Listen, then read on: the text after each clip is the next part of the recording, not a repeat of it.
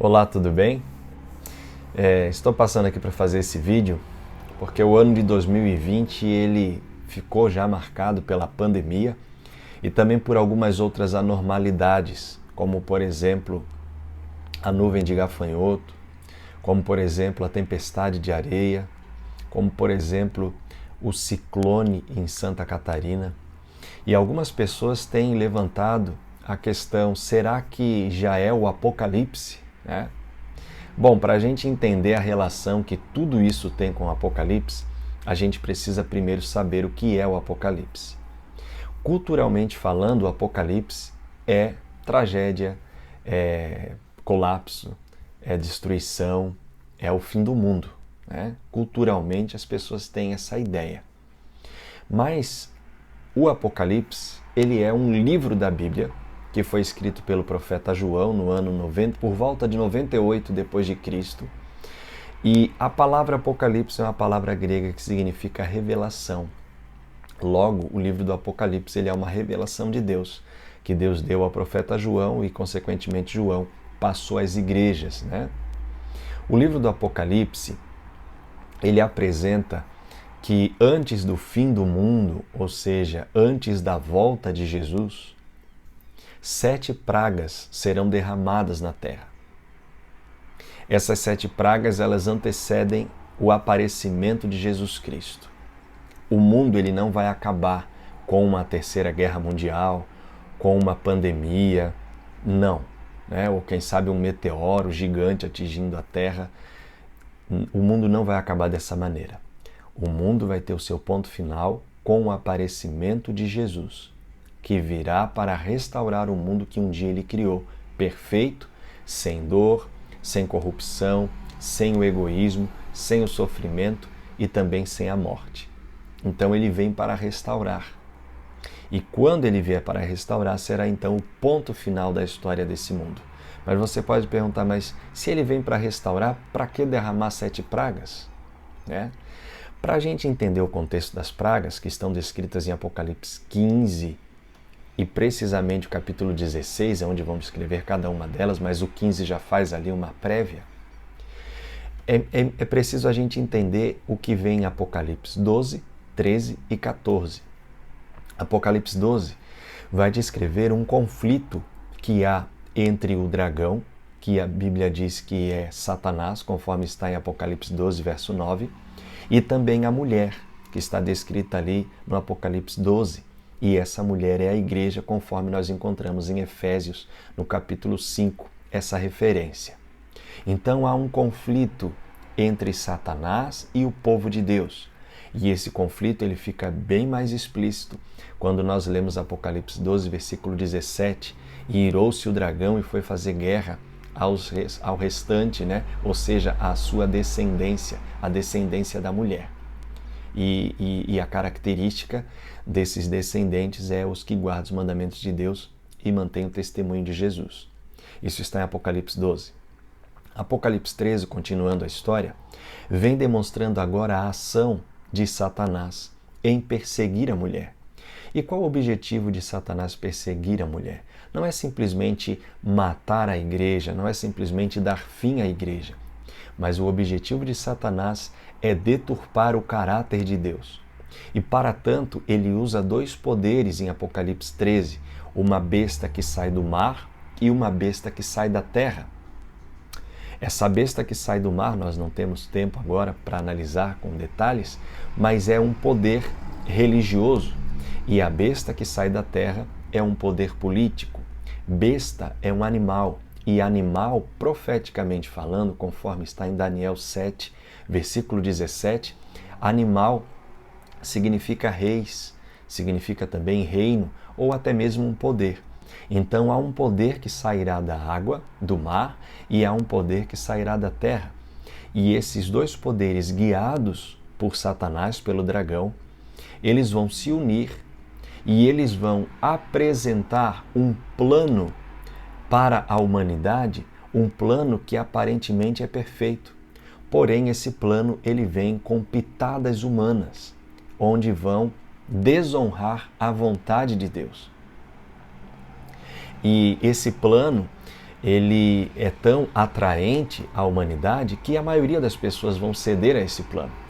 Porém, a gente percebe em Apocalipse 13 que aqueles que não aceitarem esse plano serão perseguidos e também condenados à morte. Por outro lado, em Apocalipse 14, fala que, em contraste ao Apocalipse 13, há um povo que é fiel a Deus, que persevera, conforme está em Apocalipse 14, versículo 12, os que guardam os mandamentos de Deus e têm o testemunho de Jesus, ou seja, que mantém a fé em Jesus. Esse grupo que é fiel a Deus, perseverando nos mandamentos e também na fé em Cristo, no testemunho de Cristo, esse grupo ele não vai se render à ordem dada pelo poder religioso e político de Apocalipse 13. E por não se render, ele sofrerá perseguição. É nesse contexto agora que Deus se levanta para fazer justiça aos seus e para também retribuir a cada um segundo as suas obras, conforme está escrito em Eclesiastes capítulo 12. Ele vai retribuir as obras que foram executadas pelo poder religioso unido ao poder político de Apocalipse 13. Então, Apocalipse 15 vem descrevendo ali o prenúncio dessas pragas e Apocalipse 16, então, descreve as 7 pragas. E agora, diante desse cenário, é onde muitas pessoas têm se perguntado: será que a pandemia, será que a nuvem de gafanhotos, será que a tempestade de areia, será que o ciclone em Santa Catarina, eles já são o cumprimento dessa profecia das 7 pragas de Apocalipse? Veja, como nós vimos em Apocalipse 13, a união do poder político com o poder religioso, resultará em uma apresentação de um plano à humanidade onde vai deturpar o caráter de Deus. A grande verdade é que ainda não houve essa união de uma maneira mais literalizada. Pelo andamento da história e também pelos acontecimentos recentes, nós temos percebido que há uma aproximação do poder religioso e do poder político, mas ainda não se confirmou essa união. E o plano que será apresentado à humanidade, conforme o livro de Apocalipse apresenta, ele ainda não aconteceu. Logo, as 7 pragas não podem estar sendo derramadas. Com isso, concluímos que a pandemia, a nuvem de gafanhoto, a tempestade de areia e também o ciclone que passou em Santa Catarina, eles não estão ligados às 7 pragas de Apocalipse. Bom, se não estão ligados, então o que quer dizer tudo isso? Aí nós precisamos voltar ao Evangelho de Mateus, capítulo 24, e ao Evangelho de Lucas, capítulo 21, onde ali Jesus deixa registrado alguns dos sinais que aconteceriam antes da sua volta. E aí, quando a gente olha para o cenário que nós estamos vivenciando em 2020, a gente percebe que a natureza, a anormalidade que está acontecendo em nosso planeta, está gritando, clamando, dizendo: Jesus em breve voltará. Que você tenha a oportunidade de estudar a palavra de Deus.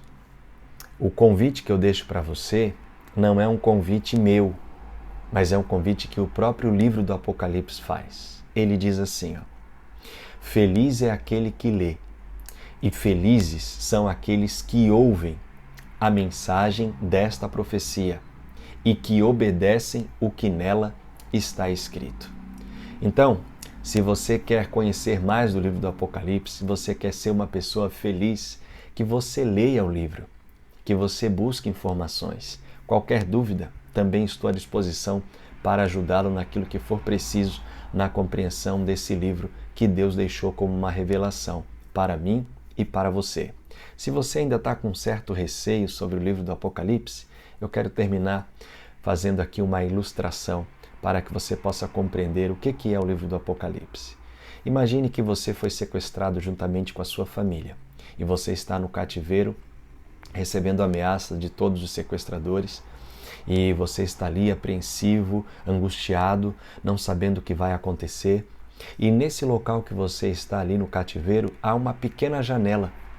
E durante a noite, daquela janela, você percebe que cai um bilhete.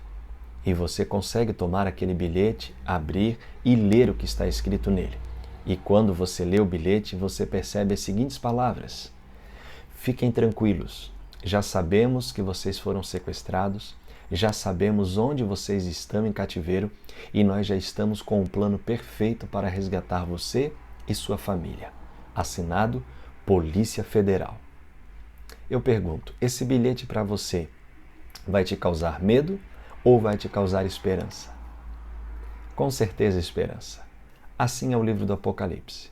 É um bilhete que Deus deixou através de João para mim e para você, sabendo que nós estamos nesse mundo de injustiça, de sofrimento, de desigualdade, de doenças, de pandemias, de morte, mas Deus sabe onde nós estamos e Ele já tem o plano perfeito para vir nos resgatar. Então somente confiemos, tão somente obedeçamos aquilo que Ele deixou como orientação para nós. Que Deus abençoe você grandemente e espero que de alguma forma esse vídeo tenha contribuído de alguma maneira para que você tenha paz no coração, para que você tenha a certeza de que Deus está no controle de tudo e que com Ele tudo terminará bem. Forte abraço!